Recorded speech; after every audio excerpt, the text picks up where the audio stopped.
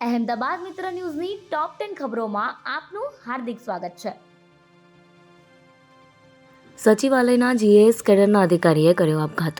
અમદાવાદમાં વસ્ત્રાપુર સરકારી વસાહતમાં સચિવાલયના જીએએસ કેડરના અધિકારીએ ઘરમાં ગળે ફાંસો ખાઈ આપઘાત કર્યો છે.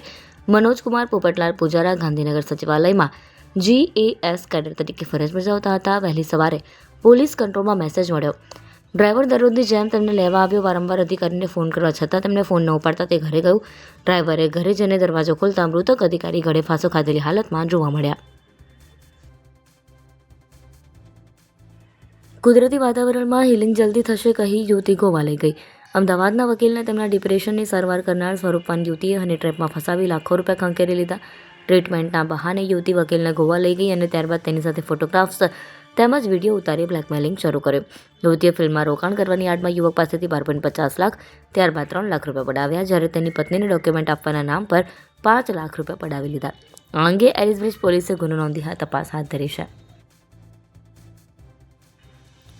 આણંદ, ભરૂચ, સુરત અને ભાવનગર માટે 3 કલાક ભારે.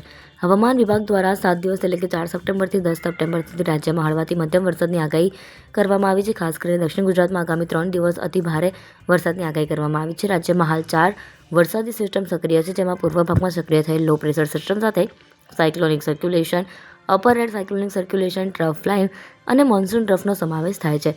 આ સિસ્ટમને કારણે ગુજરાતમાં સારો વરસાદ થવાની શક્યતા છે. અમદાવાદમાં આજે ગાજવીજ સાથે મધ્યમથી ભારે વરસાદની આગાહી કરવામાં આવી છે. યુવતીને પ્રેમ સંબંધ રાખવા ધમકી આપતા ફરિયાદ.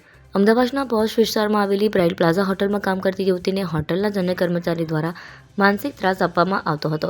યુવતીને ગાળો બોલીને તેનું અપમાન કરવામાં આવતું. પ્રેમ સંબંધ રાખવા માટે યુવક દબાણ કરતો. યુવતી યુવકના ત્રાસથી નોકરી પણ છોડી દીધી હતી, છતાં પણ 2 વર્ષથી હેરાન કરતો હતો. આ ઉપરાંત 50,000 રૂપિયાની માંગણી પણ કરી હતી. આ અંગે યુવતીએ ફરિયાદ નોંધાવતા વસ્ત્રાપુર પોલીસે ગુનો નોંધી તપાસ હાથ ધરી છે.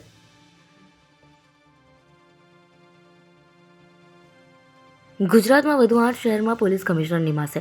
રાજ્યના સિનિયર આઈપીએસ અધિકારીઓની બદલીઓ ટૂંક સમયમાં થવા જઈ રહી છે. તેની સાથે રાજ્યમાં હવે 9ની જગ્યાએ કુલ 11 રેન્જ થાય તો નવાઈ નહીં.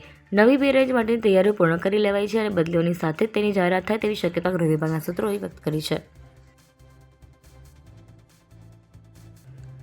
ATS fraud gun licence case. Manipur અને નાગાલેન્ડથી સંખ્યાબંધ બોગસ હથિયાર લાયસન્સ અને તેના પર કારતૂસો ખરીદવા મામલે એટીએસે વધુ 14 આરોપીઓને ઝડપીને 10 દિવસના રિમાન્ડની માંગ સાથે અમદાવાદ ગ્રામ્ય મેજિસ્ટ્રેટ કોર્ટમાં રજૂ કર્યા હતા. કોર્ટે આરોપીના 3 દિવસના રિમાન્ડ મંજૂર કર્યા છે. ઉલ્લેખનીય છે કે આ કેસમાં 80થી વધુ આરોપીઓને પોલીસે ઝડપી પાડ્યા છે. હજુ કેટલાક આરોપીઓ ફરાર છે, જ્યારે મોટાભાગના આરોપીઓ ઉપર પૂર્વ ગુના નોંધાયેલા છે. ખાદ્યતેલના ભાવમાં ફરી ઉછાળો. તહેવારોની સિઝનમાં જ ખાદ્યતેલના ભાવમાં ફરી ઉછાળો નોંધાયો. એક જ દિવસમાં ખાદ્યતેલના ભાવમાં ડબ્બે 30થી 50 રૂપિયાનો વધારો થતાં ગૃહિણીઓના બજેટ પર અસર થશે. સિંગ તેલમાં ડબ્બે 50 રૂપિયા અને કપાસિયામાં 30 રૂપિયાનો વધારો થયો છે. પામ તેલના ભાવમાં પણ 30થી 35 રૂપિયાનો વધારો થયો છે. લગ્ન કરાવવા બાબતે પુત્રએ માતાની હત્યા કરી. અમદાવાદના સત્તાધાર વિસ્તારમાં પુત્રએ માતાની હત્યા કરી હોવાનો બનાવ બન્યો. પુત્રના લગ્ન ના કરાવવાના બાબતે પુત્રએ માતાને માર મારતા માતાને સારવાર માટે હોસ્પિટલ લઈ જવામાં આવ્યા છે. સારવાર દરમિયાન તેમનું મોત થયું. સોલા પોલીસે આરોપી પુત્રની ધરપકડ કરી વધુ તપાસ હાથ ધરી છે.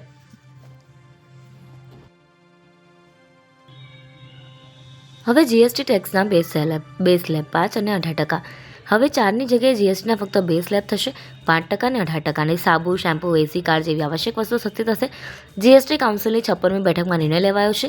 નાણામંત્રી નિર્મલા સીતારામણે જણાવ્યું હતું કે દૂધ, રોટલી, પિઝા, બ્રેડ સહિતની ઘણી ખાદ્ય ચીજ વસ્તુઓ જીએસટી મુક્ત રહેશે. હેલ્થ અને જીવન વીમા પણ ટેક્સ ફ્રી કરવામાં આવ્યા છે. લક્ઝરી વસ્તુઓ અને તમાકુ ઉત્પાદનો પર 40% જીએસટી લાદવામાં આવશે. આ સ્લેબ નવરાત્રીના પહેલા દિવસ એટલે કે 22 સપ્ટેમ્બરથી અમલમાં આવશે. સાળંગપુર હનુમાનજી મંદિરમાં વામન જયંતીની ઉજવણી. સાળંગપુર ધામના પ્રસિદ્ધ શ્રી કષ્ટભંજનદેવ હનુમાનજી મંદિરમાં વામન જયંતીની ભવ્ય ઉજવણી કરવામાં આવી. ભાદરવા સુદ 12ના રોજ ભગવાન વિષ્ણુના 5મા અવતાર શ્રી વામનના પ્રાગટ્ય દિવસની ઉજવણી થઈ. અહેમદાબાદ મિત્ર ન્યૂઝની યુટ્યુબ ચેનલને સબસ્ક્રાઇબ કરો અને બેલ આઇકન જરૂરથી દબાવો, જેથી મહત્વના સમાચાર આપના સુધી જલ્દીથી પહોંચે.